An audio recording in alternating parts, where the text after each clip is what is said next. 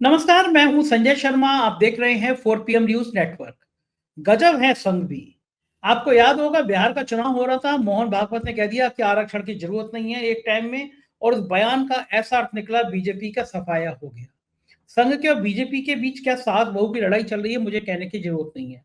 दत्तात्रेय होस बोले, संघ के प्रमुख नेता। उन्होंने कहा कि समाजवाद और धर्मनिरपेक्षता निकाल दो, संविधान की प्रस्तावना से निकलवा दो। मुझे समझ में नहीं आता धर्मनिरपेक्षता से इतनी चिढ़ क्यों है, सेकुलरिज्म से संघ को इतनी चिढ़ क्यों है। कहाँ तो आप एक मुस्लिम मोर्चा बनाएंगे, इंद्रीश जी या ऐसे कोई संघ प्रचारक उसके प्रभारी बनाए जाएंगे, मुसलमानों को संघ से जोड़ो। कहाँ आपको धर्मनिरपेक्ष शब्द से चिढ़ है? खेल क्या है? अब कांग्रेस और पूरा विपक्ष बवाल कर काट दिया कि देख लो, यह है असली चेहरा, संविधान ही चुकता है। और हकीकत यह है कि मोदी जी को ट्रंप के बाद सबसे ज्यादा डर लगता होगा तो संविधान शब्द से लिखता होगा, क्योंकि अब की बार 400 पार का नारा और उसके बाद विपक्ष का ये कहना है संविधान बदलना चाहते हैं, मोदी जी की सरकार की बैंड बजा गया, पूर्ण बहुमत से दूर रह गई। तो क्या है इसका खेल? मैंने अभय द्विवेदी जी से पूछा कि यह संघ क्या खेल खेलना चाह रहा है, और पूछा बिहार में जो मतदाता सूची को लेकर कांग्रेस और पूरा विपक्ष हमलावर है, और ये पोल खुल गई है कि चुनाव आयोग जो खेल करता है हरियाणा, दिल्ली, महाराष्ट्र में सरकार में बीजेपी को जिताने के लिए, ये वोटर लिस्ट में लाखों लोग काटे जाते हैं, लाखों लोग जोड़े जाते हैं। क्या अब चुनाव आयोग किसी खतरनाक संकेत की तरफ इशारा कर रहा है? मैं किसी भी प्रकार की हिंसा का समर्थन नहीं करता, लेकिन आज सोशल मीडिया पे बांग्लादेश के अखबार की खबर छप रही है कि वहां के मुख्य चुनाव अधिकारी को जनता ने जूतों से पीटा। भारत में ईश्वर करे कभी ऐसा दिन ना हो, लेकिन चुनाव आयोग को डरना तो चाहिए कि आखिर कब तक बीजेपी के इशारे पे सिर्फ वोटर लिस्ट में हजारों लाखों को काटते जोड़ते रहोगे। बहुत बढ़िया बातचीत है इन तमाम मुद्दों पे अभय द्विवेदी जी से। आपसे रिक्वेस्ट है, चैनल को सब्सक्राइब करिए, ज्वाइन करिए। चलते हैं अभय द्विवेदी जी के पास। 4 PM न्यूज नेटवर्क में आपका स्वागत है अभय द्विवेदी जी। याद होगा कि बिहार में एक बार चुनाव हो रहा था, मोहन भागवत ने आरक्षण को लेकर एक बयान दे दिया था और पूरे बिहार के चुनाव की ऐसी तैसी हो गई थी। बिहार का चुनाव फिर पास में है। संघ और भाजपा के बीच कैसे रिश्ते रहे हैं सब जानते हैं। दत्तात्रेय होसबोले जी ने बयान दे दिया कि भाई संविधान की प्रस्तावना में समाजवाद और धर्मनिरपेक्षता, इन शब्दों का कोई मतलब नहीं, शब्दों को हटा दिया। तुरंत शिवराज सिंह चौहान ने भी कहा हटा दिया जाए। राहुल गांधी इस मौके को कहां छोड़ते? राहुल गांधी ने कहा कि संघ का असली चेहरा सामने आ गया, ये संविधान को ही बदलना चाहते हैं। एक संविधान इतना सेंसिटिव मुद्दा है, मुझे लगता है मोदी जी को सपने में कोई चीज ट्रंप के बाद सबसे ज्यादा डराती होगी तो वो संविधान ही होगा। क्योंकि संविधान के मुद्दे पर कि ये 400 सीटें ज्यादा आ जाएंगी और संविधान बदल देंगे, इस मुद्दे पर मोदी सरकार की जगह एनडीए सरकार आ गई, बहुमत नहीं आ पाया। आखिर बिहार चुनाव से ठीक कुछ महीने पहले जरूरत क्या पड़ी कि संविधान के मुद्दे पर फिर एक नया राग छेड़ा जाए? अभय जी। देखिए, राष्ट्रीय स्वयंसेवक संघ एक खास तरह की विचारधारा से प्रेरित है। उसका जो इंजन है, उसको चलाने वाला इंजन जो है वो आइडियोलॉजिकल है, उसका इंजन आइडियोलॉजिकल है। इसलिए उस आइडियोलॉजी के प्रभाव में वो कभी राजनीतिक जो व्यवहारिकताएं हैं उनको भूल जाते हैं। इसीलिए मोहन भागवत ने बिहार चुनाव के बीच में वो बयान दे दिया था, जिसका नतीजा ये हुआ कि बिहार चुनाव में उसकी वजह से आग लग गई। तो वो ये एक समस्या है इन लोगों के साथ में। इसीलिए आमतौर पर जो लोग राष्ट्रीय स्वयंसेवक संघ को पसंद नहीं करते, लेकिन भाजपा और मोदी जी के समर्थक हैं, वो हमेशा संघ की इन बातों को बड़ी व्यंग्यात्मक निगाह से देखते हैं। मैं हिंदुत्व के दायरे की बात कर रहा हूँ, हमारे आपके ऐसे लोगों की बात नहीं कर रहा हूँ। मतलब राष्ट्रीय स्वयंसेवक बहुत से ऐसे लोग हैं, पत्रकारों में भी, जो मोदी के समर्थक हैं, भाजपा के समर्थक हैं, मोदी सरकार के समर्थक हैं। लेकिन राष्ट्रीय स्वयंसेवक संघ जिस तरह से अपना काम करता है, उसको वो थोड़ा तिरस्कार और व्यंग की निगाह से देखते हैं। और ऐसे लोगों की संख्या बहुत है। आप उसे निजी तौर पर बात कीजिए तो वो कहेंगे अरे इन लोगों को कुछ नहीं पता है, ये लोग तो सत्ता मोदी जी की वजह से मिली है, मोदी जी सब जानते समझते हैं, ये लोग कुछ नहीं पता है, तो मोदी जी की सत्ता का लाभ उठा रहे हैं। इस प्रकार का एक विचार इन लोगों का बनता है। अब आप जरा सोचिए, दत्तात्रेय होसबोले को जरा संघ के इतिहास पर भी सोचना चाहिए कहते समय। भाई, संघ के जो और संविधान की जो उद्देशिका है, जिसको प्रियम्बल कहते हैं, उद्देशिका कहते हैं हिंदी में, संविधान की जो उद्देशिका है उसके अंदर समाजवाद और धर्मनिरपेक्षता दो शब्द जुड़े हुए हैं, सोशलिज्म और सेकुलरिज्म शब्द जुड़े हुए हैं। इससे पहले कि वो इसके ऊपर विचार करें और ये कहें कि साहब इसके ऊपर चर्चा होनी चाहिए, इसको हटाया जाना चाहिए, इस प्रकार की बात करें, उन्हें अपने गिरेबान में मुंह डाल के देखना चाहिए कि अटल बिहारी वाजपेयी और लाल कृष्ण आडवाणी ने भारतीय जनता पार्टी को 80 के दशक में भारतीय जनता पार्टी को की विचारधारा में गांधीवादी समाजवाद शब्द क्यों जोड़ा था। दीनदयाल उपाध्याय के एकात्म मानववाद के अतिरिक्त गांधीवादी समाजवाद पर भी भारतीय जनता पार्टी चलेगी, ये शब्द क्यों जोड़ा गया था। न तो गांधी जी इनके विचारधारात्मक पुरखे हैं। गांधी जी को ये लोग पानी पी पी के कोसते रहे हैं और गालियां देते रहे हैं, उनको मुसलमान समर्थक कहते रहे हैं और नाथूराम गॉडसे की पूजा करते हैं। नाथूराम गॉडसे इन लोगों की निगाह में एक बहुत बड़ी हस्ती है। तो इस सब के बावजूद भी इन्होंने आखिरकार क्यों 80 के दशक में गांधीवादी समाजवाद शब्द भारतीय जनता पार्टी के विचारधारात्मक उद्देश्यों में जोड़ा। पहले सवाल का जवाब तो इन्हें ये देना चाहिए। दूसरे सवाल का जवाब उन्हें यह देना चाहिए कि जिस वक्त राम जन्मभूमि आंदोलन चल रहा था, जो लाल कृष्ण आडवाणी के नेतृत्व में चल रहा था, उस वक्त लाल कृष्ण आडवाणी ने एक सवाल उठाया। उनका कहना था कि बाकी सब लोग छद्म धर्मनिरपेक्ष हैं, केवल भारतीय जनता पार्टी ही असली धर्मनिरपेक्ष है, बाकी सब लोग फेक सेकुलर हैं। भारतीय जनता पार्टी ही असली धर्मनिरपेक्ष है, रियल सेकुलरिस्ट है। जब आप अपने आप को रियल सेकुलरिस्ट बोल रहे हैं तो अब आपको क्या दिक्कत है? आप कहिए ना संविधान में सेकुलरिज्म शब्द लिखा हुआ है, हम जिसको रियल सेकुलरिज्म कहते हैं उसकी नुमाइंदगी करता है, ये फेक सेकुलरिज्म की नुमाइंदगी नहीं करता। हम सत्ता में हैं, हम भारत को रियल सेकुलर बना के दिखाएंगे। हम वास्तव में भारत को समाजवाद शब्द लिखा हुआ है, हम कहेंगे कि वास्तव तो ये कहना चाहिए समाजवाद की, ये गांधीवादी समाजवाद शब्द जोड़िए, गांधीवादी समाजवाद शब्द जोड़िए और हम भारत को गांधीवादी समाजवाद के रास्ते पर चलकर बताएंगे। और ये जो बाजारवाद है, ग्लोबलाइजेशन के बाद आया है, इसके खिलाफ हम संघर्ष करेंगे, इसको हटाएंगे। अदानी और अंबानी की जो संपत्तियां हैं, ये संपत्तियां जब्त कर ली जाएंगी, लोगों में गांधीवादी समाजवाद लागू करके दिखाएंगे। सवाल ये है कि क्या उस वक्त ये देश की जनता को मूर्ख बना रहे थे? भाई ये जो बातें मैं कह रहा हूं सब रिकॉर्ड पे है ना।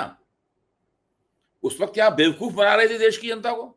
क्या कर रहे थे उस वक्त आप लोग? ये लोग क्योंकि उस वक्त इन्हें दूर दूर तक नहीं दिखाई पड़ रहा था कि इन्हें कभी भी हिंदुत्ववादी नारे के मुताबिक सत्ता मिल सकती है, इसलिए परले दर्जे की राजनीतिक अवसरवादिता, पॉलिटिकल अपॉर्चुनिज्म का सहारा लेकर इन्होंने भारतीय जनता पार्टी के लक्ष्यों में गांधीवाद समाजवाद जोड़ा और अपने आप को छद्म धर्मनिरपेक्ष लोगों के मुकाबले असली धर्मनिरपेक्ष करार दिया।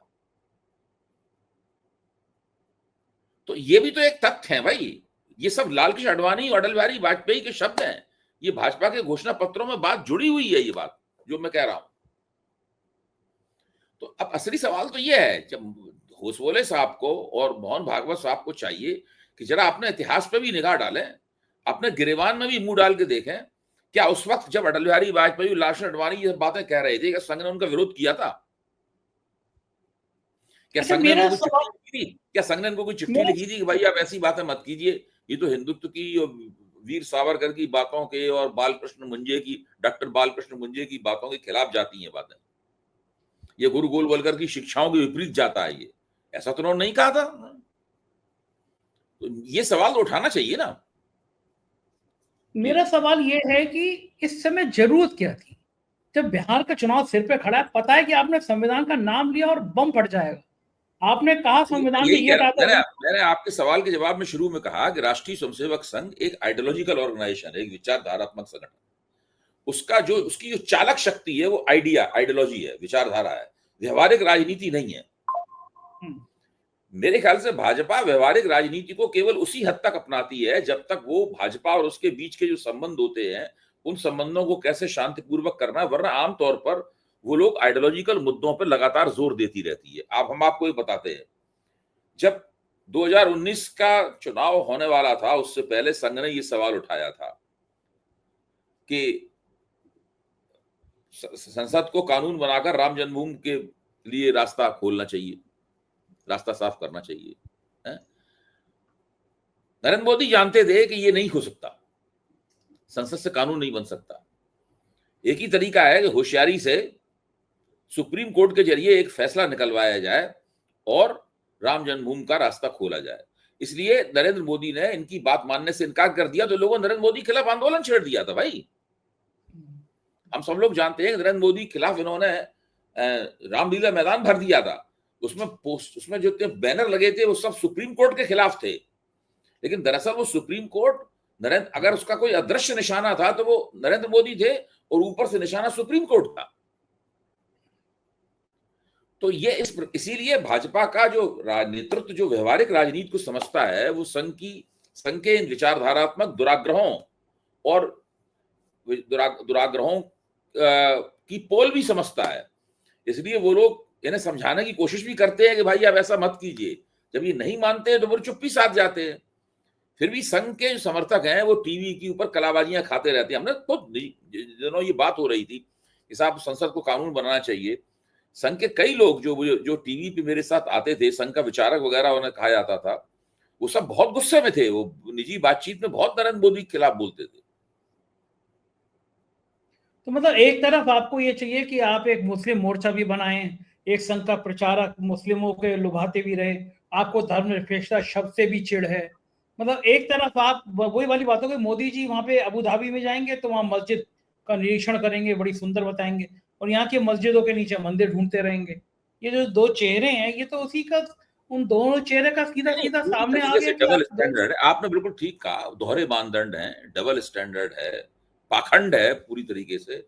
जब इनके नेता कोई बात कहें तो ठीक है, उस पर नहीं बोलेंगे।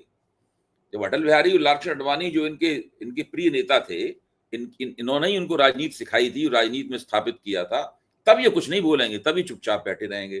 तब इन्हें कोई बात बुरी लगेगी तो कमरे में बुला के चुपचाप उनको बौद्धिक देंगे। और लेकिन जब अगर दूसरा कोई अगर बात कहेगा तो ये फिर ये हिंदुत्व का झंडा खड़ा करेंगे। ये इन लोगों का बहुत ही जबरदस्त पाखंड है। बिल्कुल ठीक कह रहे हैं। जब बिहार की बात चल रही है तो बिहार चुनाव को लेकर फिर घमासान छिड़ गया है। तेजस्वी यादव ने आरोप लगाया कि 8 करोड़ वोटर लिस्ट को किनारे करके पिछड़े और वंचितों के लिए वोट काटे जा रहे हैं। चुनाव आयोग ने कहा है कि वोटर लिस्ट की समीक्षा करेंगे, भड़क गए हैं। कांग्रेस ने और तेजस्वी यादव ने कहा है कि हम इसके विरुद्ध में पूरा, अगर नहीं चुनाव आयोग मानेगा हम सड़कों पर आएंगे, क्योंकि अब ये सबको समझ में आ गया कि हरियाणा और महाराष्ट्र के चुनाव में असली खेल वोटर लिस्ट में था। दिल्ली के चुनाव में साफ हो गया कि वोटर लिस्ट में हजारों लाखों नाम जोड़े गए, हटाए गए, काटे गए। ये खेल अब सबको समझ में आ गया। आप तो ईवीएम की बात शुरू से कहते थे कि ईवीएम में आपको झोल नजर नहीं आता, लेकिन अब वोटर लिस्ट में तो झोल है, इसमें कोई शक नहीं रह गया। महाराष्ट्र का उदाहरण सामने दे दिया। बिहार के चुनाव से पहले फिर वोटर लिस्ट को लेकर बवाल शुरू हो रहा है। क्या लग रहा है आपको कि बीजेपी चुनाव आयोग के कंधे पर चढ़ के वोटर लिस्ट में खेल कर पाएगी, या जिस तरह से आह्वान कर दिया कि हम सड़कों पर उतरेंगे, अगर पूरा विपक्ष सड़कों पर आ गया बिहार की, तो क्या वोटर लिस्ट में फर्जी खेल संभव हो पाएगा?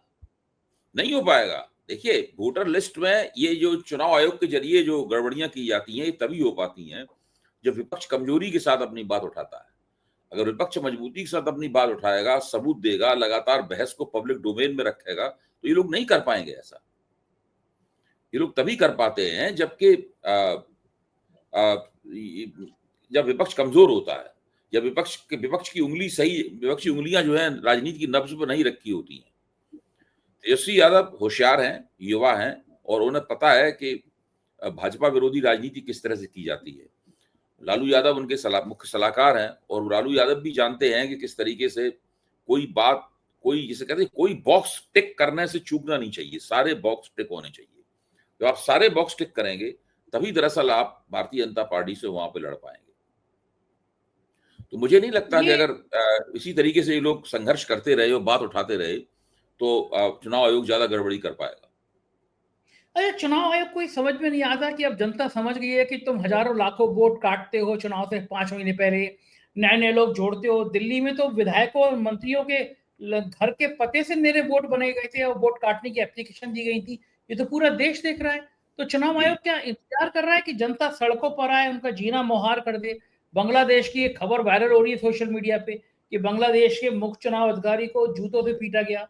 भारत में मैं किसी ऐसी परंपरा का ईश्वर ना करे कभी ऐसी परंपरा आ जाए कि हम कानून को अपने हाथ में लें, लेकिन अगर मैं पत्रकार हूँ, बांग्लादेश का पत्रकार पिट रहा है तो मुझे डर लगेगा, दर्द होगा।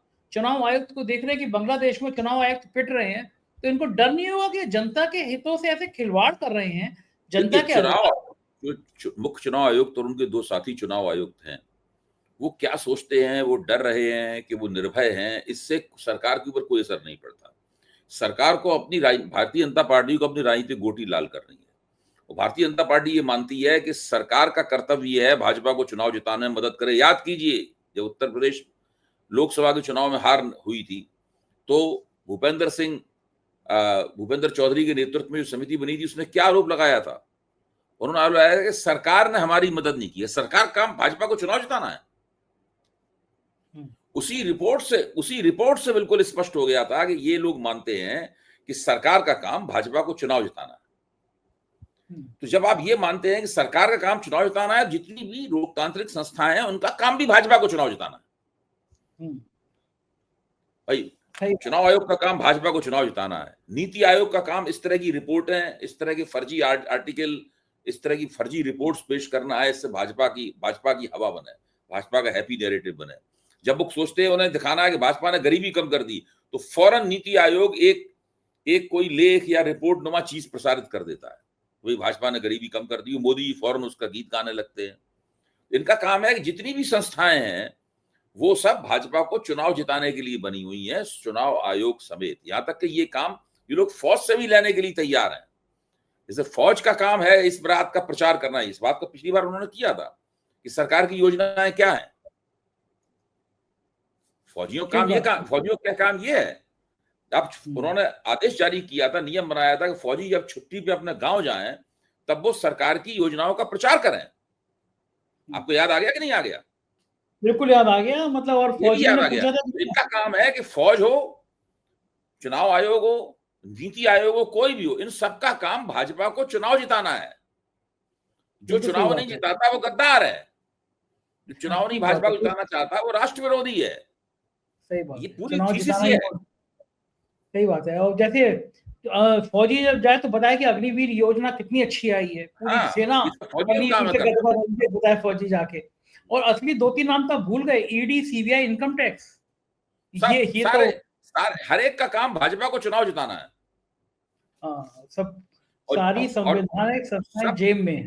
संवैधानिक संस्थाएं हो, चाहे पालिका के तहत काम करने वाली संस्थाएं हो, जो भी हो, सबका काम यह है कि हर काम ऐसा इस एंगल से करो, इस कोण से करो कि भारतीय जनता पार्टी को चुनाव जीतने में सुविधा हो। भाजपा का जो झूठा नैरेटिव है, उस झूठे नैरेटिव की तस्दीक हो जाए, यही सब करते हैं। सही बात है। बिहार में एक और घटनाक्रम था। बीजेपी, बड़े दिनों से बीजेपी के समर्थक लोग ये बात को प्रचारित करते रहते थे कि कन्हैया और तेजस्वी में बड़ी लड़ाई है। दोनों बिहार के उभरते हुए नेता हैं और कन्हैया और तेजस्वी में बड़ी लड़ाई है। लेकिन कन्हैया ने कल घोषणा कर दी कि तेजस्वी यादव ही मुख्यमंत्री पद का चेहरा होंगे। ये सबसे पहली घोषणा। उधर अखिलेश यादव ने कहा कि हम पूरी तरह से तेजस्वी का समर्थन करेंगे, इस बार चुनाव लड़ाएंगे। तो ये जो 4 बड़े चेहरे होंगे, राहुल गांधी, अखिलेश यादव, तेजस्वी, कन्हैया, चारों नौजवान हैं, चारों एक मंच पर आएंगे। उधर से बुजुर्ग मोदी जी, बुजुर्ग नीतीश जी, जिनकी आयु काफी हो गई है। नीतीश जी तो इतने बुलक्कड़ हो गए हैं कि पुरों से चिपके सिर पे गमला रख देते हैं। मोदी जी की भी बॉडी लैंग्वेज अब दिखने लगी है, वो थकने लगे हैं, उम्र का तकाजा है दोनों का। एक तरफ ये बुजुर्ग टीम होगी और एक तरफ ये नौजवानों की टीम होगी। चुनाव पे क्या असर डाल पाएगा कौन? देखिए, पिछला चुनाव बिहार का कैसे हुआ था, हमें उसकी याद करनी चाहिए। पिछले चुनाव में तेजस्वी यादव ने बेरोजगारी के प्रश्न को पूरी चुनावी मुहिम के केंद्र में रखा था और इतने जोशो खरोश से और इतने जबरदस्त तरीके से वो चुनावी मुहिम चलाई गई थी कि भारतीय जनता पार्टी चुनाव हारते हारते बची थी। उस चुनाव में चिराग पासवान के जरिए भारतीय जनता पार्टी ने कोशिश की थी कि वो नीतीश कुमार को अंडरकट कर दे, नीतीश कुमार की टांगें काट दी जाए और नीतीश कुमार की सीटें कम हो जाएं। उसमें वो कामयाब भी रहे। इस बार फिर से वो कोशिश हो रही है। तो जो एनडीए है वो उसके अंदर वही तिकड़म हो रही है जो पिछले चुनाव में हुई थी तिकड़म। तो मेरी ये मान्यता है कि अगर फिर से एक बार महंगाई और बेरोजगारी के सवाल को केंद्रित करके और नीतीश कुमार की सरकार के खिलाफ जो जबरदस्त एंटी इनकम्बेंसी है, उस एंटी इनकम्बेंसी को अगर ऐसी एंटी इनकम्बेंसी को भुनाने की अगर ठीक से नियोजित योजनाबद्ध तरीके से कोशिश की जाए तो एनडीए को चुनाव में पछाड़ा जा सकता है। अगर कागज पे आप देखें 2 धन 2 बराबर 4 होते हैं, इस प्रकार का अगर आप एनालिसिस करें तो एनडीए अभी इंडिया गठबंधन से आगे दिखाई पड़ता है। लेकिन इस प्रकार के विश्लेषण में जो एनडीए के अंदर जो काटफांस चल रही है वो काटफांस इसमें नहीं आ पाती है। अभी अगर आज की तारीख में मुझसे पूछा जाए तो मैं कहूंगा स्थिति 60 और 40 की है या 55 और 45 की स्थिति है। लेकिन ये तेजस्वी यादव के नेतृत्व में उनको पूरी तरह कोशिश करनी होगी कि ये स्थिति बदले और पलड़ा जो है वो तेजस्वी यादव के और इंडिया गठबंधन के पक्ष में झुकना शुरू हो। अगर ये नहीं कर पाएंगे तो अपने अपने अंदरूनी घात प्रतिघात के बावजूद भी हो सकता है कि एनडीए जो है वो बाजी मार ले जाए।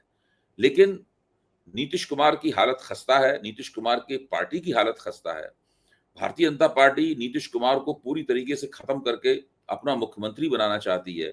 उसके लिए वो चिराग पासवान को मोहरे की तरह इस्तेमाल कर रही है। ये सब लोग इस बात को जानते हैं, ये अब कोई छुपी हुई बात नहीं रह गई है। नीतीश कुमार के मन में क्या चल रहा है, वो क्या सोच रहे हैं, नीतीश कुमार के बेटे के मन में क्या चल रहा है, वो क्या सोच रहे हैं। नीतीश कुमार की पार्टी के भीतर बहुत से लोग तो ऐसे हैं जो भाजपा के एजेंट हैं, जैसे कि ललन सिंह, और बहुत से लोग ऐसे हैं जो नीतीश कुमार का वास्तव में हित चाहते हैं। तो ये तमाम चीजें क्या रूप लेते हैं, क्या करवट बदलती हैं, इन सब पे हमें निगाह रखनी होगी। बिल्कुल ठीक है। आज मध्य प्रदेश में आपको याद होगा कि सबसे बड़ा नौकरियों का घोटाला मध्य प्रदेश में हुआ था, व्यापम घोटाला। एक एक करके उनके सबके गवाह ही ऊपर पहुंचा दिए गए, मर गए, आत्महत्या कर ली, हत्या हो गई, कुछ नहीं पता चल पाया, घोटाला दब गया। लेकिन मुझे कल बड़ा मजा आया एक खबर से। मुख्यमंत्री का काफिला चल रहा था, गाड़ियां चलती हैं 20, 25, 30, 17 गाड़ियां खड़ी हो गई अचानक। लोगों ने चौंकी, ये क्या हुआ? पता चला 17 गाड़ियों में पेट्रोल जो डाला गया उसमें पानी मिला हुआ था। पेट्रोल पंप सील हो गया। आप सोचिए, मध्य प्रदेश में भ्रष्टाचार के अभी कुछ दिनों पहले आरटीओ ऑफिस के क्लर्क या नौकर चपरासी पकड़ा गया, तो उसके यहाँ से सैकड़ों करोड़ रुपए बरामद हुए थे। आप मध्य प्रदेश बड़ी गजब है। मध्य प्रदेश में क्लर्कों से लेके और आईएएस अफसरों तक इतने रुपए निकलते हैं कि शायद ऐसा लगता है कि अगर वो रुपए स्विट्जरलैंड के बैंकों में जमा कराए जाते तो उनकी तिजोरियां भर जाती पूरी तरीके से, उनके स्ट्रॉन्ग रूम जो है वो भर जाते पूरी तरीके से। मध्य प्रदेश बहुत गजब जगह है। मध्य प्रदेश में भ्रष्टाचार का जो आलम है, मैं तो, मेरे वहाँ रिश्तेदार है वो सब बताते हैं, वो व्यवसाय में है, कि वहाँ किस तरीके से, मतलब हालत यह है कि मध्य प्रदेश का एक व्यापारी जब सचिवालय में जाता है तो वो जाके कहता है मंत्री के सचिव से कि भाई मैं मंत्री जी का टीका करना चाहता हूं। आप सुन रहे हैं ना, मैं मंत्री जी का टीका करना चाहते हैं। मतलब समझे आप टीका करने का क्या मतलब हुआ? टीका करने का मतलब, जस्ट मुझे ये बात बताइए, टीका करने का रेट 10 लाख रुपए था। अगर मंत्री जी को 10 लाख रुपए भेंट कर दिए जाएं, ये शिवराज सिंह चौहान जब मुख्यमंत्री थे उस जमाने की बात बता रहा हूं मैं, मंत्री जी को जब 10 लाख रुपए भेंट कर दिए जाए तो उनका टीका हो गया। यानी 10 लाख रुपए भेंट करके आप मंत्री जी से एक्सेस पा सकते हैं, मिलने का अधिकार आपको मिल जाएगा। काम क्या होगा, उसका रेट क्या होगा, वो सब अलग बात है। तो केवल टीका करने के, अब तो मेरे ख्याल से 20 लाख हो गया होगा या 25 लाख हो गया होगा टीका करने का रेट। ये मध्य प्रदेश है। ये मध्य प्रदेश का भ्रष्टाचार जो है वो अलग तरीके का है। उत्तर प्रदेश में ऐसा नहीं होता। मायावती ने भी नहीं सोच पाया होगा कि ऐसा करना चाहिए, वरना मायावती तमाम टीके करवाने लगती। टीके वाला चलन आज पहली बार सुनाई दिया। उधर महाराष्ट्र में एक विवाद शुरू हो गया है कि शुरुआत की कक्षाओं में तीसरी भाषा के रूप में हिंदी पढ़ाने का फैसला किया महाराष्ट्र ने, और उद्धव ठाकरे, राज ठाकरे एक सालों बाद दोनों भाई एक मंच पर आते हुए नजर आए और दोनों ने कहा कि हम इस भाषा को थोपे जाने का विरोध करेंगे, विवाद करेंगे। तो दो घटनाक्रम, एक तो हिंदी को लेकर दक्षिण में तो विवाद होता था, महाराष्ट्र में शुरू हुआ, और दोनों ठाकरे परिवार के युवराजों का, उद्धव और राज ठाकरे का एक आना, इस राजनीति का महाराष्ट्र की राजनीति पे कितना असर पड़ेगा? देखिए संजय जी, महाराष्ट्र की राजनीति पे जो असर पड़ेगा, सबसे बड़ा दुख तो ये है कि इससे हिंदी का नुकसान हो रहा है। देखिए ये सरकार का काम नहीं है, जो भारतीय जनता पार्टी जो कर रही है, सरकार का काम नहीं है। हिंदी के लिए ढोल मजीरे बजाना इस सरकार का काम नहीं है। ये संविधान की भावना के भी खिलाफ है। हिंदी संविधान में राष्ट्रभाषा नहीं है, हिंदी संविधान के तहत राजभाषा है। वो भारतीय गणराज्य की जो उसकी राजभाषा है, स्टेट लैंग्वेज है हिंदी। अंग्रेजी के साथ में। भारत की कोई भी राष्ट्रभाषा नहीं है, जो संविधान की अनुसूची है जिसके अंदर भाषाएं दर्ज हैं, वो सभी भाषाएं भारत की राष्ट्रभाषाएं हैं। ये संवैधानिक स्थिति है। हिंदी की विशेषता इसलिए है कि वो एक से अधिक प्रांतों की भाषा है और 40 करोड़ लोग उसे बोलते हैं। हिंदी का विकास अपने आप पूरी तेज गति से हो रहा है। इनको, भाजपाइयों को, इन सबको चाहिए कि हिंदी को कृपया छोड़ दें, उसके ऊपर कृपा करें हिंदी के ऊपर। अब आप मराठी की देखिए, मराठी हिंदी में क्या विरोध हो सकता है? हिंदी भी नागरी भाषा में लिखी जाती है, मराठी भी नागरी में लिखी जाती है। जाने कितने ऐसे शब्द हैं जो मराठी में और हिंदी में जो है वो समान है। उसमें सारे महाराष्ट्र में लोग हिंदी समझते हैं। हिंदी फिल्म उद्योग बंबई में है, सारे महाराष्ट्रियन उसके अंदर काम करते हैं। यानी कितने महाराष्ट्रियनों ने कितनी हिंदी फिल्में बनाई हैं। ये लोग वहां पे हिंदी का विरोध पैदा कर रहे हैं। ये लोग हिंदी को राजनीति के उसमें ले जा रहे हैं और हिंदी का विरोध पैदा कर रहे हैं। एक वक्त ऐसा आएगा जब वहां प्रचार शुरू हो जाएगा कि हिंदी फिल्में मत देखो। बंबई वाला सेक्टर ही हिंदी फिल्मों का सबसे बड़ा सेक्टर है, जहां सबसे ज्यादा कमाई होती है, बॉम्बे वाले सेक्टर में। अगर आप हिंदी का वहां विरोध पैदा कर देंगे तो उससे कितना देश का नुकसान होगा, हिंदी का नुकसान होगा, सब चीजों का नुकसान होगा। बंबई और फिल्म इंडस्ट्री का नुकसान होगा।